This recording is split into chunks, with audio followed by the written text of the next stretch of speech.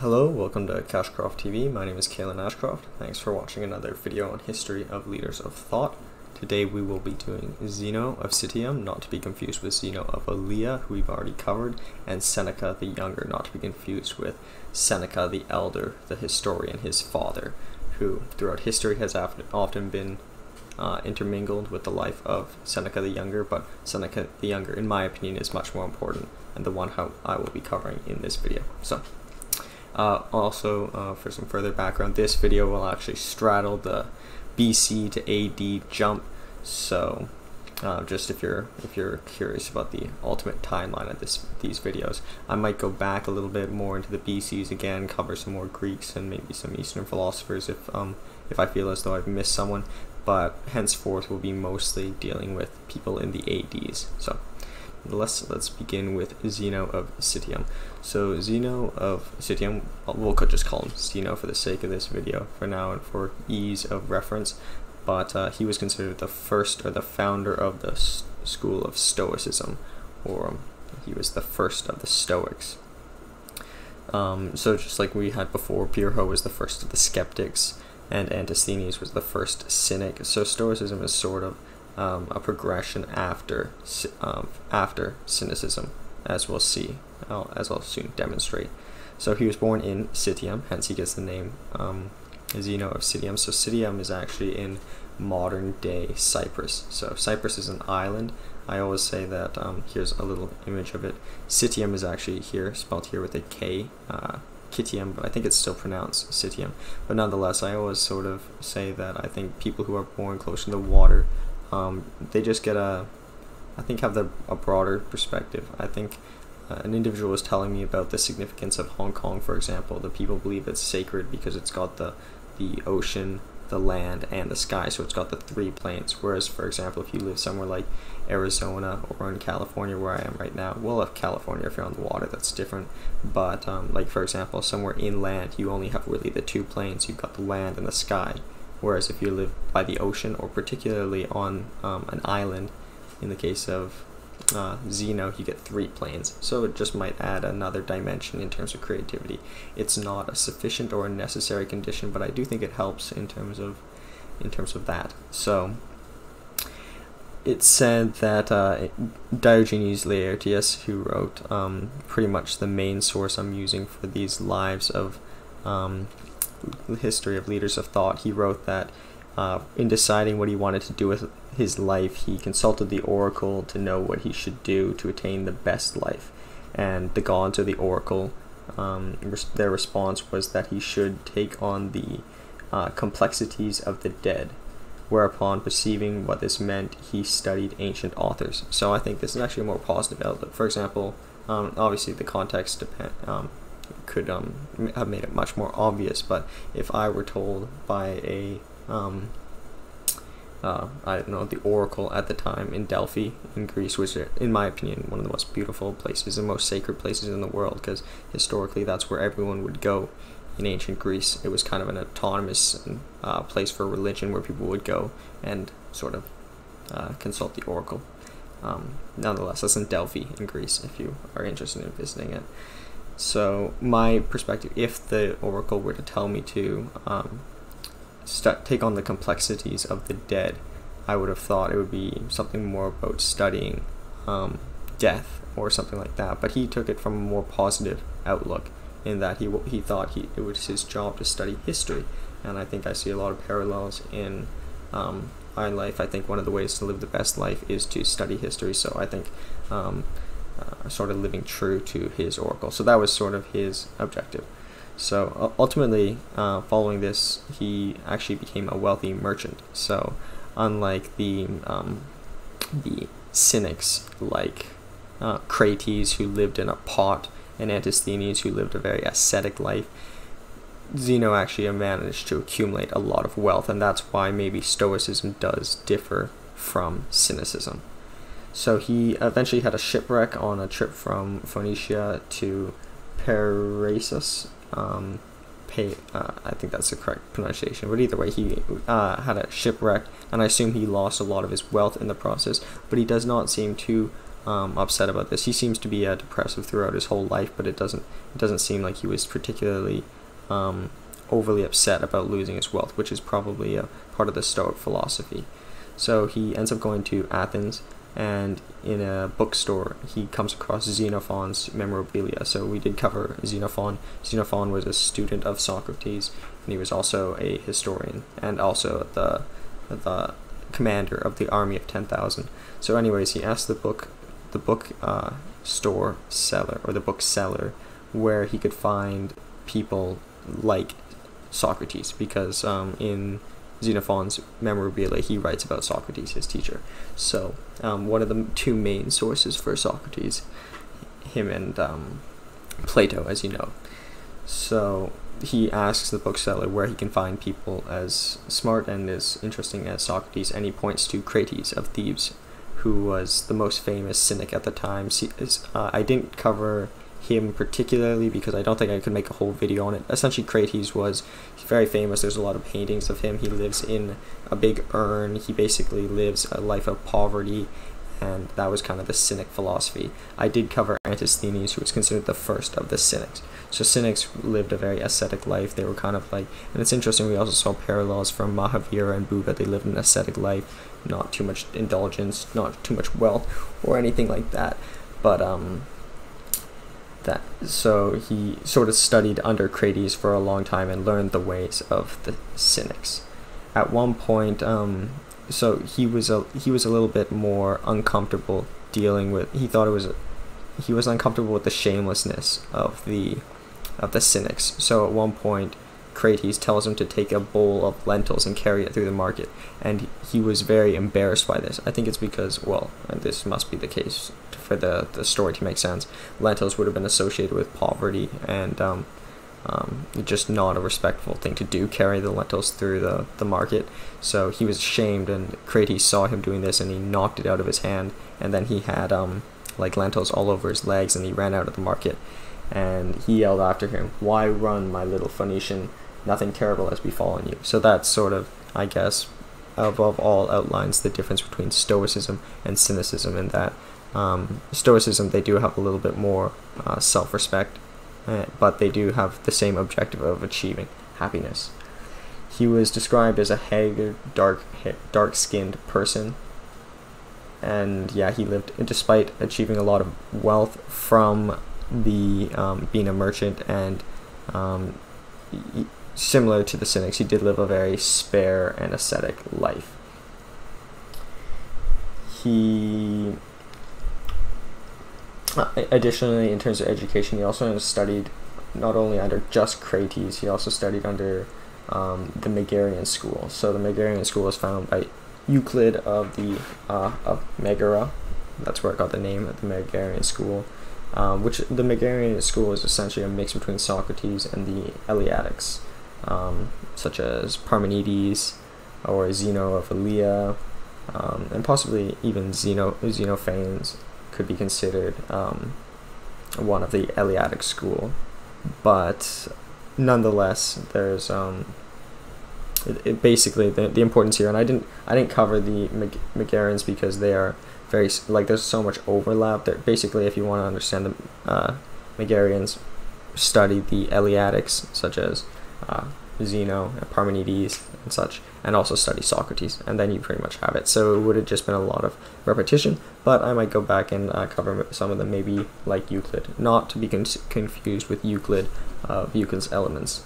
I guess just to kind of briefly, if you haven't seen the video on Zeno of Citium, Zeno came up with Zeno's paradox, which basically, for example, like there's the tortoise and the hare, I believe would be the best example of it. Basically, or I guess it was actually called, there's many different implementations of the paradox, but essentially, for example, if something moves at a rate of 10 meters per second and one moves at a meter of 5 per second, they would after the first moves 10, the 5 would move 5, so it would get 5 closer, but it's basically impossible. It proves that becoming doesn't exist, which was a response to Heraclitus, who said, one never steps in the same river twice. But I have two separate videos on that. That's Zeno my original video on Zeno, Zeno of Elea, and Heraclitus both, but those are both two foundational videos that I think you should watch too if you haven't already seen them.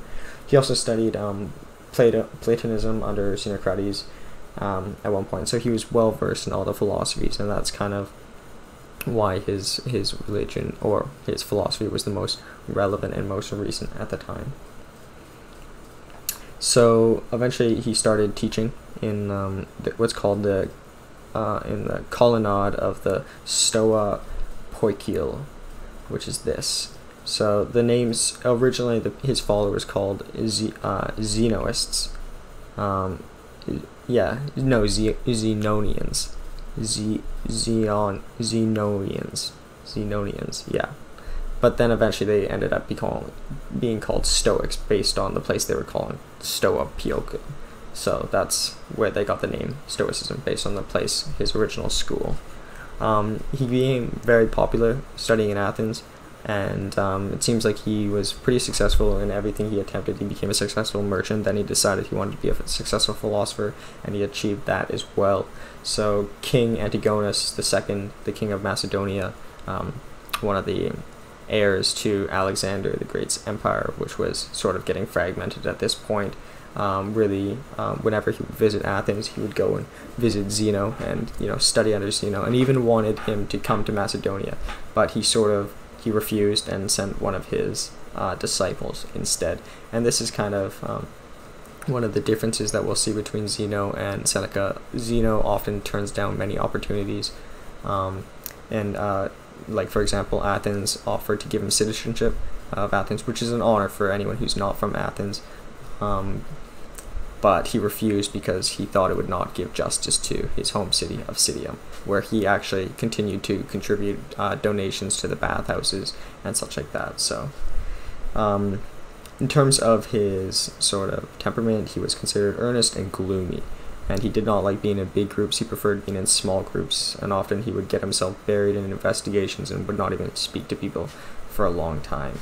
This is kind of so this interesting discussion on deep thought and shallow thought. So nowadays we don't get into a lot of deep thought. I don't want to go on too much of a tangent, but deep thought occurs once you get into something for, I would say, for an hour without any distractions. Like, so if you pick up a book for just 5 minutes, you're not really going to get really into it. And I think Bill Gates actually said the same thing too. Even if you read, you have to read for an hour without any distractions. Like, don't check your phone. Then after you check your phone, you restart because you get out of it. But this applies to anything. If you're programming, once you hit the 1 hour mark, you get into deep thought. This is how does this connect? Sorry, it was kind of a tangent, but I think it's got an applicable feature, is that he would avoid any distractions when he was studying, which is, I think, how to actually get real deep thought and real interesting ideas coming. So in terms of his death, and I'll get to his philosophy either, but I wanted to cover the life first. It's just usually the structure I follow. So he tripped and he broke his toe one day, I think when returning from his Stoicism school, and he punched the ground and he said, I come, why dost thou call? And then so after punching the ground, he holds his breath and supposedly dies like that.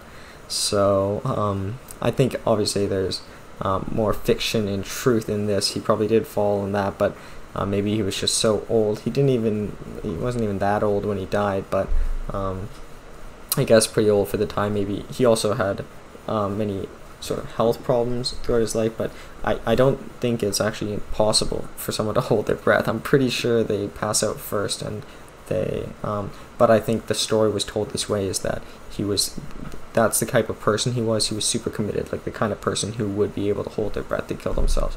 So it's just an evidence of his commitment, and that could be also seen in this study. But also it's Stoic in that he felt as though it was a call from God, for example, a call from the world to die. So he was Stoic in the way he died.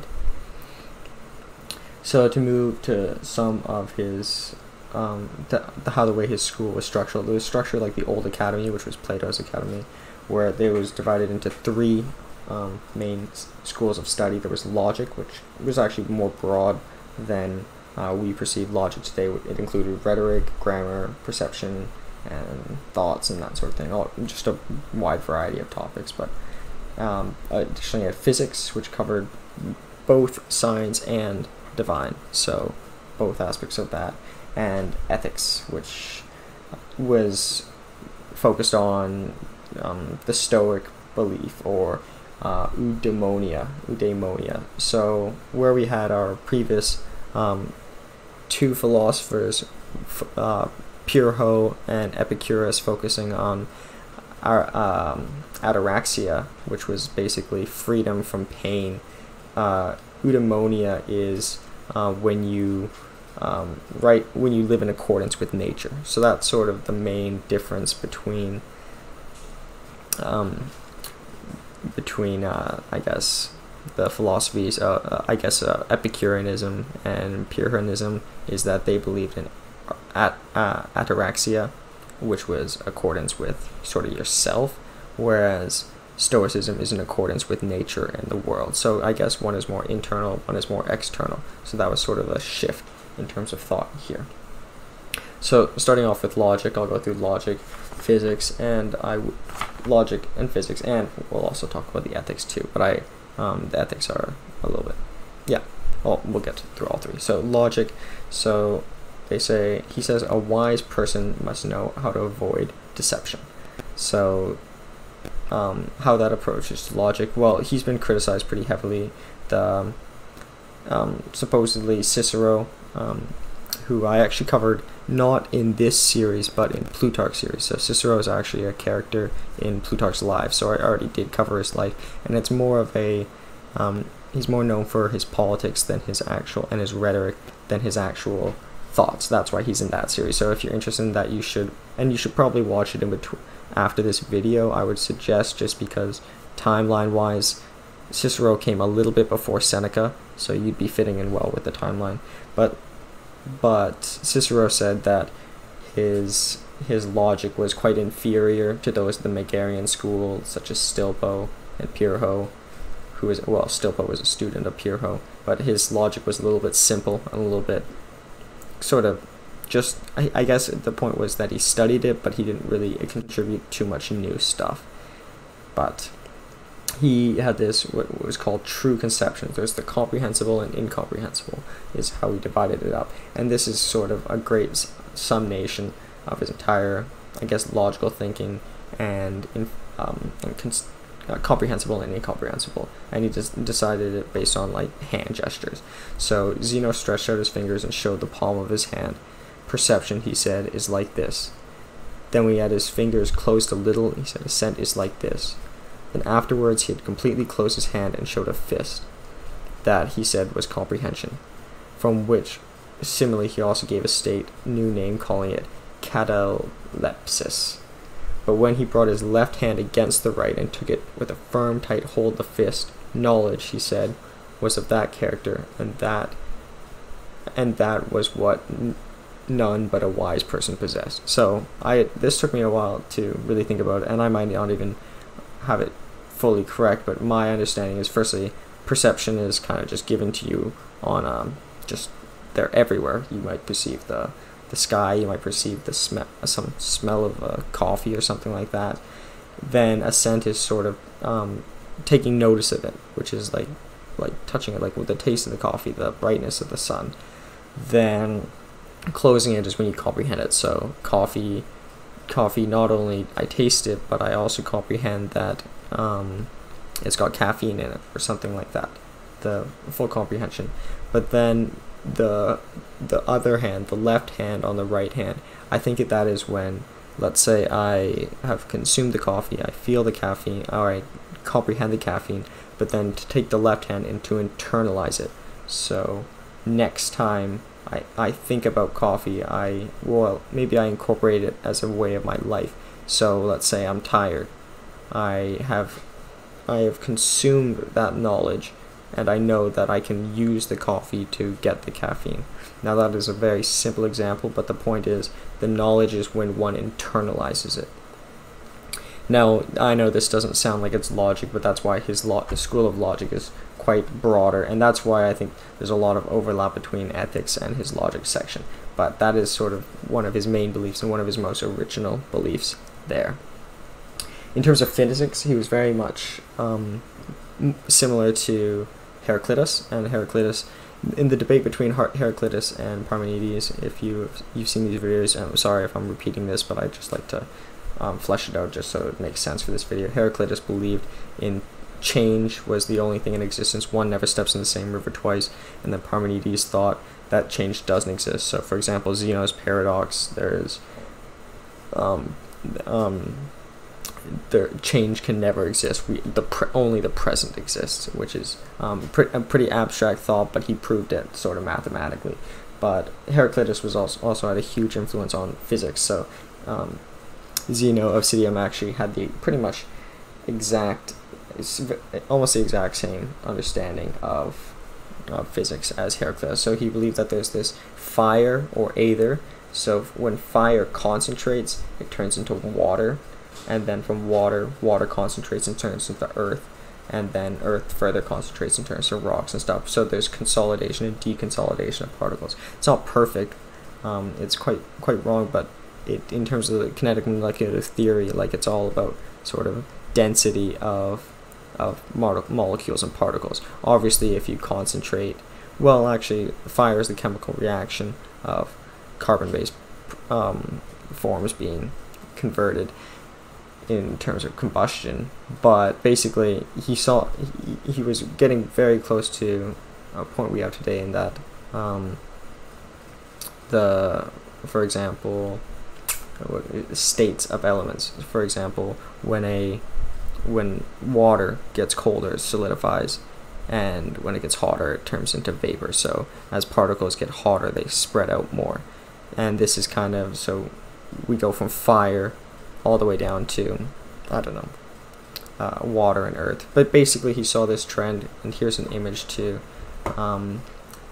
exemplify it: aether, fire, air, water, earth. And this does fit generally with the density of all these particles. But like Heraclitus, he thought that the world had been started in aether, has become earth, so it would be created and uncreated multiple times. And this is consistent with my philosophy regarding the universe. I think the Big Bang was not the only Big Bang that has ever existed, and there will be many more Big Bangs. I think there's kind of consolidation periods and deconsolidation periods. I actually think like black holes could eventually turn into Big Bangs themselves, but that could be wrong. Those are just my own personal ideas. But they saw something very similar to this, and they had a good comprehension of the infinity, and that's why his philosophy fit in well with Heraclitus. So he also thought that although there's this nature has this trend towards right, there's also a free will component. So this is kind of getting into the ethics. So despite nature always being right, people have free will, and to act in accordance with nature. So there's, when your reason equals the universal reason, then you will be driven to moral behaviors. So, and anything there, also he believed that any moral behavior is no better than a moral behavior. It's either good or it's bad, and nothing can simultaneously be good and bad. So it's not like you killed someone to save someone else, it's still evil. So that's that in terms of Stoicism. So yeah, in terms of, once again, going back to just to close the ethics, and I'm sorry to kind of repeat this, but in terms of the Cynics, he also believed that there's one single and sole simple good, and he thought, and this is probably the quote that most sums him up, is that happiness is the good flow of life. So this is the ultimate objective. How to get there? It's when you live in accordance with nature. And he thought that nature was driven by art. So anything produced in nature is art. So when the hand, for example, tries to create art, it must do so in accordance with nature. And not to go on too much of a tangent, but that's what I think real art is. Real art is not supposed to be just perfectly happy. To be honest, if you want to instill happiness into someone, just draw a bright yellow smiley face. But what real art is, for example, the hardest art for me to understand was sceneries. For me, classical art, made a lot of sense. For example, a glorious individual slaying some beast is pretty easy to see. It represents glory. But the beauty of a scenery or a landscape, I never understood. But what I realized it to be is that, for example, if you see a dark cloud in a landscape, the dark cloud is kind of vulgar. Like, no one wants to look at dark clouds. If you wanted to see dark clouds, you'd be I don't know, no one wants to see dark clouds. It actually doesn't look good. But the point is, you're not supposed to look at the dark cloud. You're supposed to think about the person who made the dark cloud. And when they drew that dark cloud, they were having some kind of sad thought. So that's the point of art, and that's the point of humanities. And he believes that the human hand creates art, or is supposed to represent nature, as closely as possible. And the closer they get there, the more virtuous and the more moral that is. So no moral action is better than the other. And yeah, even if an action is driven by done passively, like you step on a cat and don't know, or something impulsively, like you grab a cigarette and just because you're addicted or something, they're still not necessarily saying that smoking cigarettes is morally unvirtuous. I think it's neutral, because it really only hurts yourself. But then again, actually I do change my mind on that one. So he said that the Cynics believed that only things that create moral good are morally good. But he said there's a relative moral value of everything. So things that are neutral, that, for example, morally neutral, like a cat, for example, its value is based on its personal objective at self-preservation. So the fact that a cat takes care of itself and feeds itself is an act of value. Although the cat might not know what is good or bad and is morally neutral, it has value. Therefore, to kill a cat is evil. So that is something that he completely created, and I think that's quite brilliant. But it's not virtue in itself, but it's relative virtue. So it's bad to kill a cat, but just focusing on your self-preservation doesn't necessarily make you virtuous or happy. So with that, I guess you could say that if you believe that cigarettes are bad for you, which I think is truth, then to smoke one is not an act of self-preservation, which, although self-preservation is not a moral act, it is at least some way in the negative. But I guess to expand this, I guess that's that. But the point was that passive and impulses are still non-virtuous. It's still a vice. So even if you accidentally hit someone with a car, it's still evil. Or even if you were caused by an impulse to sexually assault someone, that's obviously a vice as well. Lastly, he came up with these 4 negative emotions: desire, fear, pleasure, and sorrow, and 3 that are positive: will, creation, caution, and joy. So that's interesting that caution is considered positive, because it's I guess just being cautious, I guess it makes a lot of sense, but it's more a more negative positive emotion. So that's that.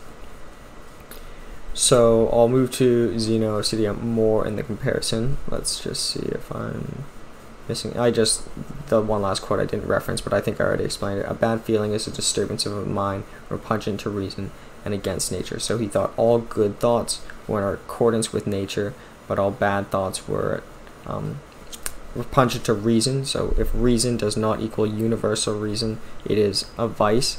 So therefore, a bad feeling is a vice.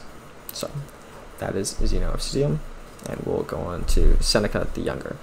So before going into Seneca the Younger, I just want to reference 2 important Roman thinkers. Firstly, that is Cicero. Cicero, as I mentioned, I already did cover in Plutarch's Lives, Ancient History of Ancient Greece and Rome. So he was very important in sort of, he was one of the first rhetorics, but he also did bring a lot of Stoicism into the Roman population. Additionally, Lucretius, who also came before Seneca, was quite significant and quite influential, but the reason I didn't include him is he essentially brought Epicureanism to Rome. So I didn't want to just make another video on Epicureanism, because I already made a full video on Epicurus. So it's essentially the same philosophy just being brought to Rome. Other than that, yeah, but very important, both of them. Cicero is also very important because he hugely influenced the Latin language and sort of brought the philosophical words to Rome, which were necessary for Seneca or Lucretius to do anything. So he was, Seneca the Younger, I'm speaking of now, was born in Cordoba, Hispania, so modern day southern Spain.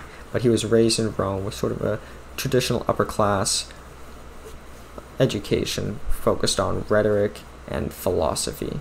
Seneca the Elder, who for a long time they thought they were the same person, but they're not. He was a sort of a historian. He was of the equestrian class. So he was like a knight. He had access to a horse, and he lived through the lives of Augustus, Tiberius, and Caligula, 3 emperors. So he wrote much on these, and that's a pretty important source for the history at the time. In terms of a brief summary of Seneca, he ultimately gets exiled to Corsica, which I have an image down here by Claudius. And well, interestingly enough, that's also where Napoleon is. So once again, and I'm sorry if I'm beating this point to death, I think this is where in Corsica that's where he did a lot of his writing. I do think there is something about the water that does lead to creative thoughts. He also had the opportunity to travel to Egypt a lot. Traveling by boat voyage seems to be, obviously it was a big part of everyone's life as well, but the fact that these specific anecdotes are still told today, I think it's important. So he also is famous for being a tutor to Nero, and we'll get into all this. So he had a traditional high-born education where he studied literature, grammar, rhetoric. He was studied under Attalus, who was a Stoic. So Attalus obviously came quite a bit after Zeno, but Seneca was strictly trained under sort of Zeno's ways by one of his followers. He was also trained by Socion and Papirius from the school of Sexty, which is a combination of Stoicism and Pythagoreanism. So Pythagoreanism in some ways has some Stoic parallels in that they would practice an ascetic life. They had a strict diet they had to follow. There was strict rituals, and Socion even asked Seneca to become a vegetarian. So that was a very common thing amongst a lot of these individuals, and I think there's an important part about vegetarianism. It's not necessarily the food that they're eating, it's just the concept of sticking to some kind of strict diet leads people to think differently, like Steve Jobs was a vegetarian. But ultimately, Seneca's father overruled this and thought it was caused by some foreign religion and something, so he never ended up becoming a vegetarian. It's also said he suffered from asthma. Ultimately, this might have something to do with his death, which we'll see later. He, in his 20s, he suffered from tuberculosis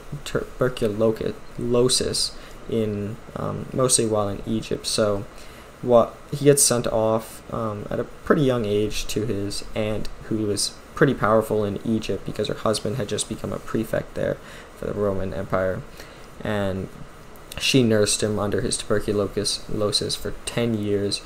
And until he got to good health, and then by then he sort of, I think, obviously probably learned a lot in Egypt, because Egypt historically was one of the centers of mathematics and centers of physics, so there was probably many good opportunities to learn there, and there's no doubt he was able to learn the language in 10 years. If he wasn't able, I'd be very, very surprised. So obviously he gained some of his education over there as well. So eventually he returns, and his uncle dies in a shipwreck, which probably must have been somewhat of a traumatizing experience, but not much of it is written on it. So his aunt helps him get the role of a quaestor. So a quaestor was a sort of a treasury role, or and they do audits, basically raising capital for the emperor or for the Senate. And then later his aunt also helps him get a role on the Senate as well.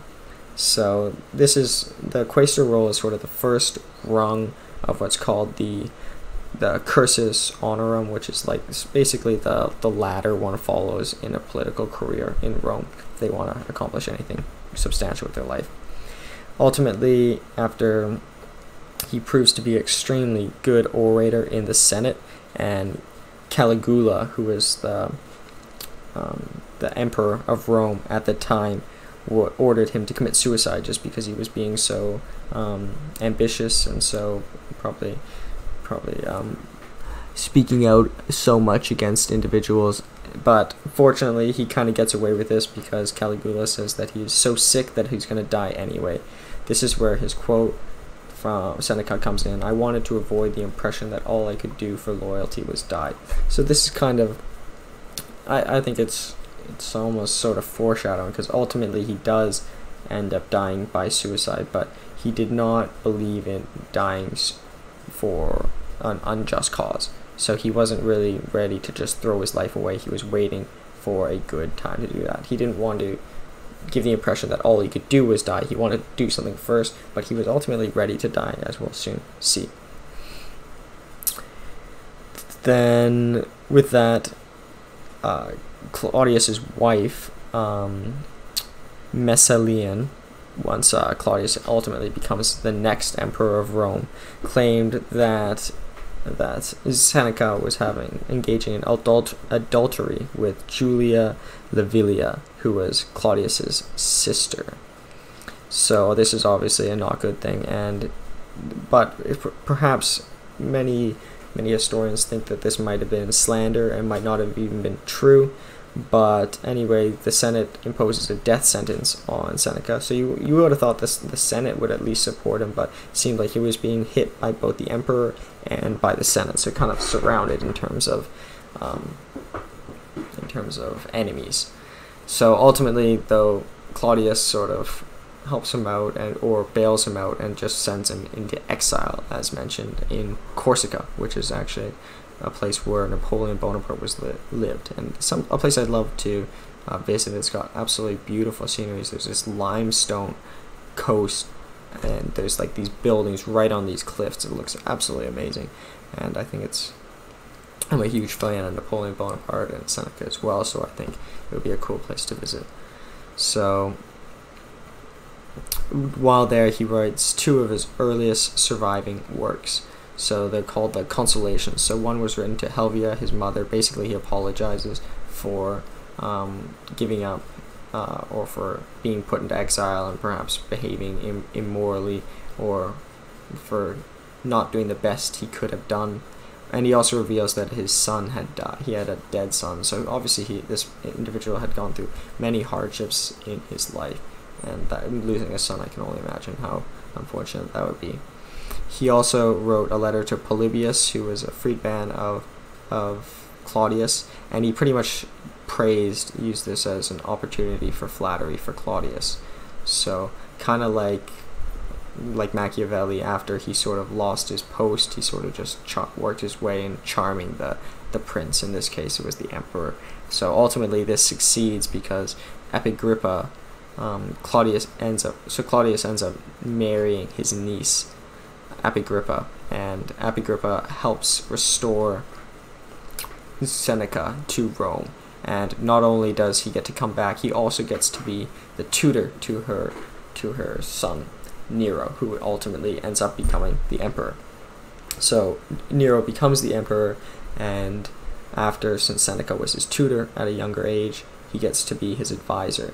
And he ultimately ends up getting the highest role, an elected role one can achieve in Rome, called the suffect consul. So as I mentioned in the Cursus Honorarium, where basically one climbs from quaestor all the way up to suffect consul, the highest role one can achieve as an elected. So he had done pretty well for himself for a Stoic, where Stoics don't advocate for too much greed and that sort of thing. But this isn't necessarily greed. We can assume that maybe he was doing it for different reasons, and as we'll see in his philosophies. So he also, at this point, was on really good terms with Nero and thus the emperor. So he prepared his first speeches, where he even wrote speeches in that they would restore legal authority to the Senate. So he was kind of whispering in Nero's ear and kind of pushing for the Senate, which ultimately was his own role because he was still on the Senate at that time too. So he also even wrote the eulogy. So the eulogy is a speech that one gives at one's death. So Nero's speech for Claudius, I guess it would be his stepfather, and the previous emperor. So he wrote that, and Seneca writes this book called Apocolocyntosis. Sorry, very long word. And basically he deifies Claudius, which is kind of ironic because Claudius was the one who banished him to the island of Corsica. But I get the feeling that the relationship between Claudius and Seneca was not exactly negative, because Claudius had heard the slander, he had heard the charges from the Senate even saying to kill him, but instead he exiled him. So maybe it might have been positive all throughout. But he deifies Claudius and he continues to praise Nero, so kind of giving himself more and more political power. Then he starts to get into, slowly his decline starts to begin, where he gets, by this individual, Suilius Rufus, claims that he stole 300 million sestereti, which are silver coins, basically by giving high interest loans to people in the Roman Empire. Additionally, apparently he had sexual corruption with Agrippa, who was the mother of Nero and the one who gave him the role. This may or may not be true. Perhaps both of these sex scandals are true, and Seneca was just a sort of a dog. Who knows? A lot of these charges have been disputed, but nonetheless, Seneca was so powerful at this time. Instead, Suilius Rufus, the one who was making all these claims, he took half of his state and exiled him. So Seneca was still very powerful at this time. It's also said that maybe Seneca caused the uprising in Britannia. So Claudius had a conquest in Britain, and it left many of the old powerful families in Britain very poor. So he forced them to take all these large loans, and they were hugely indebted. So they eventually ended up having a revolt. So some say that was largely Seneca's doing. But nonetheless, he was extremely, extremely rich. So he had estates all across Rome and even in Egypt, where he once lived, and might not have been exactly 300 million sestereti that were taken illegally, but he had a lot of money. So not necessarily the most Stoic thing. Definitely not Cynic, but I guess it could conform with the Stoic beliefs. That's why he is considered the world's most interesting Stoic, because it's almost ironic, because he still lived a pretty frugal life despite gaining all of this. But this might have just been in contrast, because he was living literally next to the emperor, so he might have looked frugal, but not really, just because the emperor was so flamboyant. But ultimately, he sort of starts settling down a quieter life. He wrote this book, two of his most important book, Naturalis Questions, which is basically a encyclopedia on the natural world. He also wrote Letters to Lucullus, which is basically his writings on philosophical thought. Here's a quick quote from Letters to Lucullus. "There are more things, Lucullus, that frighten us than injure us, and we suffer more in imagination than reality." So I think that's true, and that is a very Stoic belief. Once again, your reason has to match with your universal reason. And once those two match, I think there would be a lot less that frightens one. But nonetheless, he starts wanting to retire, and Nero sort of refuses on 2 occasions, but he just sort of stops showing up in court and starts giving up. But at this time, Nero sort of starts falling out of favor, and this is what's called the Pisonian conspiracy. So, and Seneca is convicted of contributing to this conspiracy. So many say that he didn't. Who knows? Maybe all of these things are true. Maybe he had the 2 counts of sexual misconduct, I suppose, and adultery, the high interest loans, which were at the time illegal, and maybe he also was involved in conspiracy. Maybe all these things were true, or maybe none of them were true, but this is just the story as we know it, and they've been choosing to remember. I always kind of advocate for believing it's true rather than not true, whether good or bad, so I think it makes him a more interesting and ironic, or a character with a greater duality if he was so stoic but also so criminal. I just think it makes for a more exciting story. So I like to believe that he actually was believed involved in Pisonian conspiracy. So nonetheless, he is told to cut his wrists and bleed to death. And this is actually a charge by Nero. So unlike Claudius, who kind of bailed him out and put him in exile, he was going down this time. So he was told to cut his wrists and bleed to death. So this has kind of been, by many people who are fond of the Stoic religions, they saw it as this great tragedy. Seneca is also very famous because he wrote 12 great plays, and they're all actually tragedies, and they've had a huge influence on Shakespeare, particularly, and especially in terms of values. So there's also a lot of Stoic values you can see in his plays, but you can also even see Stoic values in Shakespeare's plays, probably as a result of Seneca's influence on him. But anyways, his own death became a tragedy in itself, and here's him bleeding to death. So here's the process, and it's sort of maybe more dramatized than it actually was, but he's told to cut his own wrists and bleed to death. And then it seemed that he was super harsh, but in Nero's defense he says, that he was bleeding so long. His Seneca's wife also wanted to kill herself too, but Nero prevented it, and she didn't attempt it again. But anyways, he was bleeding too long, so they made him drink poison, supposedly, and he still didn't die, so they put him in this bathtub to sort of speed up the bleeding. But apparently he died from the fumes of the water, so kind of his asthma. So kind of a parallel with Zeno, who also died from, I guess you could call it suffocation. Yes, they're both suffocation, which I think is an interesting parallel, where I think both of them are also not true. I think he probably died from the bleeding, or died from the poison, but died from too much steam in the bath. The bath would have to be so hot, firstly, but he would burn first. I just don't think it's possible. And also in the case of Seneca, for him to hold his breath to kill himself, I think is pretty. As far as I know, I don't think a human can do that. I've never seen a human try it, and I haven't heard any stories of individuals doing it, but I'm pretty sure an individual passes out before. But yeah, so he essentially suffocated in a hot bath, and it's been very dramatized. So in terms of his philosophy, and it's kind of, he's pretty much considered like an orthodox Stoic. So you could just read any Stoic book and it would probably be parallel to Seneca. But he's considered the world's most interesting Stoic, probably because of the irony in that he got so powerful and he was so power hungry, but at the same time so Stoic. So his beliefs are very similar to Zeno of Citium, Cleanthes, Chrysippus. He also pretty much aligns a lot with Epicurus. Ataraxia is something that Seneca sort of conformed with, and Lucretius, obviously, which is sort of the Roman. But I guess he has this quote, which I think, philosophy is a balm for the wounds of life. I think that's just a kind of beautiful. That's why I think it's important, both for me and for you to watch this video. I think the more philosophy you know, the better your life will be, just because it's so foundational. It can it's like the fruit of life. I don't know, it's like it's a cure for all the misery.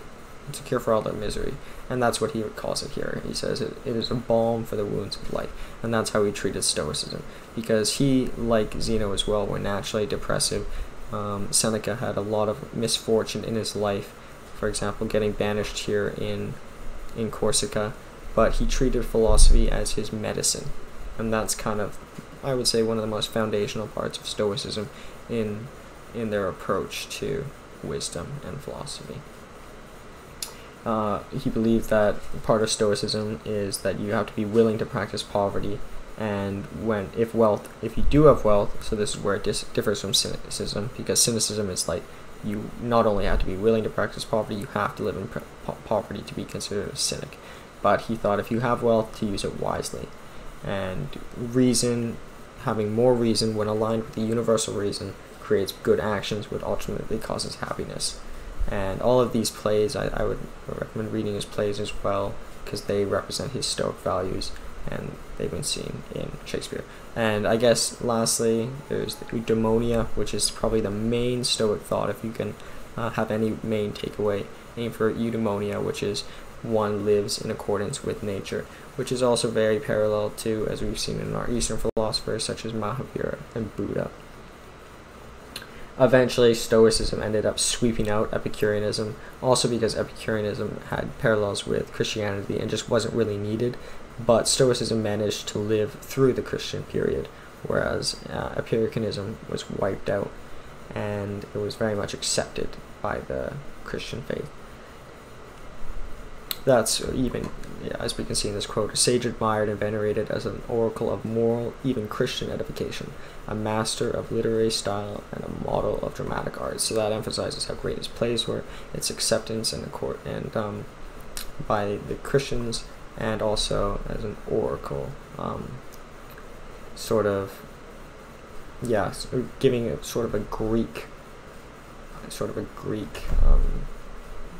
significance, because the Greeks really admired an oracle. Although he was Roman, he had a very Greek approach to philosophy, very much like Zeno. So yeah, I guess that is Zeno and that is Seneca. In terms of their comparison, they're both similar. They both followed Stoicism, and most of their beliefs were pretty similar. They both had sort of martyr-like deaths.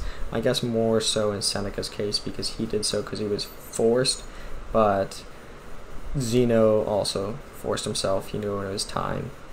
I guess, sorry, before going to the comparison, I want to go through the quotes. We did that one. Oh yeah, if one does not know to which port one is sailing, no wind is favorable. So I like this one a lot. I think, for example, I said to a friend the other day, like, your energy is sort of a finite resource. Like, you can only have a certain amount of energy per day, and like, you could even think of this to put a more mathematical spin on it. Like, you only have so many calories, even if you eat so many calories, but even then it's not even based on calories, it's more motivation. You only have so much motivation. But what you can determine is where you're going to put it, and you can't determine how far you go, but at least you can determine your direction. And I think that's parallel with this. You must know where you're going, and then you'll be able to find your favorable winds. If you have no idea where you're going, then there's no favorable winds. So I think that's nice. We talked about this one, Lucilius, and last one, I think this is one of my favorite quotes of all time. If you don't ask, you'll be a fool for a moment, but a wise man for the rest of your life. So that's the humbleness and the pursuit of knowledge, and I think that's absolutely brilliant. That's kind of also been a philosophy of mine my whole life. I've always, like, in any classroom setting or anything like that, I always try to ask as many questions as possible. And ironically, the more questions you ask, I think people actually end up perceiving you as more intelligent, which is a strange paradox. Also, because if you put up your hands lots, you get the classroom sort of becomes yours, so the group discussion becomes yours. You shape it, you put it into your own spin. Even if you ask a one yes or no question, the way you inflect your tone into the group conversation has ripple effects too. So it's not even necessarily what you say, but also just keep asking questions. I'm making these videos. They're not going to be completely perfect. Some of the things I might do will be wrong, but everything I learn, I do get smarter and smarter, and I'm getting better and better. And I hope you might have seen this throughout the progression of these videos. I think they do start to get better quality. Sometimes some might be not as good as others, but I'm definitely learning, and my knowledge base is getting stronger and stronger, and I feel quite great about it. So going back to the comparison, sorry to jump around. So they both had martyr deaths. They both impressed emperors/kings. So Zeno impressed Antigonus II, and Seneca impressed Claudius and Nero, and and also their Epigrippa, who was the sister of the wife of Nero. But either way, the difference was that Seneca sort of accepted the roles and the honors that he was given. Whereas Zeno, even given Athenian citizenship, he refused that, stayed true to Citium. But also Antigonus asked him to come to Macedonia to teach him, but he said no. So they're both similar in that they both were Stoics, but they also achieved a great deal of wealth. We'll also see this with Marcus Aurelius, who was also the third great Stoic we'll be talking about, and I'll be talking about him in the next video. So they both achieved a lot of wealth, and that's what I think really underlines the difference between Stoicism and Cynicism. You can achieve wealth in Stoicism.